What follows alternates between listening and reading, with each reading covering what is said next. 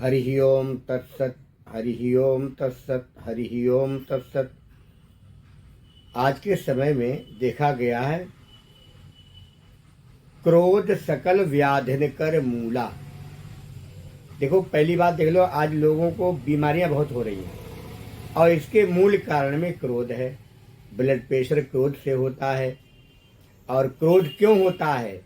जब हमारी इच्छा में कमी हो, हमारे मन का ना हो, तो क्रोध आना स्वाभाविक है। और मन क्या है? बोले, मन तो कुछ भी कह सकता है।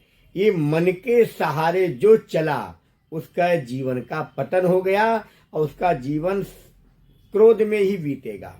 अब क्रोध कैसे ना आए, इसके लिए क्या करना है? हमारे शास्त्रों में तो बहुत विधियां बताई गई हैं, लेकिन क्रोध ना आए उसके लिए इच्छाओं को सीमित रखना है। जिनकी इच्छाएं बहुत होती हैं, जिनकी इच्छाओं की कोई सीमाएं नहीं होती है, जिनके संकल्प में निरंतर नूतन नूतन इच्छाएं, नूतन नूतन व्यवस्थाएं रहती हैं और वो पूरी नहीं होती हैं। पूरी क्यों नहीं होती हैं? क्योंकि केवल इच्छाएं ही हैं। इच्छाओं के लिए कोई सार्थक प्रयास नहीं है। ना तो शिक्षा जगत में, अरे आप भी बढ़िया पढ़े लिखे व्यक्ति हों, जो आज के समय में डिग्रियों की आवश्यकता रहती है, परसेंटेज के साथ आपने मेहनत की होगी, आपकी इच्छा पूरी हो जाएगी, नौकरी मिल जाएगी, अच्छा पैसा मिल जाएगा। आपको पढ़ना तो है ही नहीं, काम करना नहीं, परिश्रम नहीं करना है, खाना लग्जरी चाहिए, मतलब हमारा 56 भोग चाहिए, हमें करना कुछ ना पड़े। भैया, परिश्रमेण सिद्ध्यन्ति कार्याणि मनोरथ ही। जीवन में जब भी आपको अपने मनोरथ को सिद्ध करना है तो समझ लो परिश्रम करना पड़ेगा।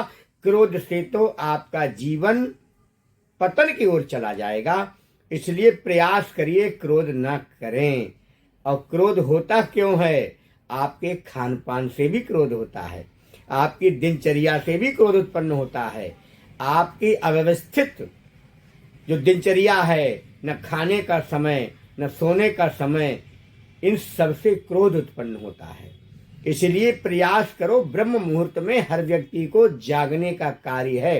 अरे नहीं स्नान किया है न सही, आप बैठ जाओ बिस्तर पर, उस परमपिता परमेश्वर का चिंतन करिए। अगर किसी सदगुरु की शरण मिल गई है तो कुंभक पूरक रेचक के माध्यम से अपनी प्राणवायु को पवित्र करिए, पावन करिए। अब कुछ समय अंतस में अंतर्मुखी होकर भगवान का चिंतन और ध्यान करिए।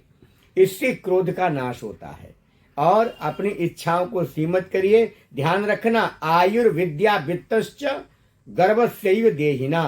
पहले बनती हैं तकदीरें, फिर बनते हैं शरीर। ये तो प्रभु की कारीगरी है, तू है क्यों गंभीर? अरे कोई कारण होगा। एक झोली में फूल भरे हैं, एक झोली में कांटे, अरे कोई कारण होगा।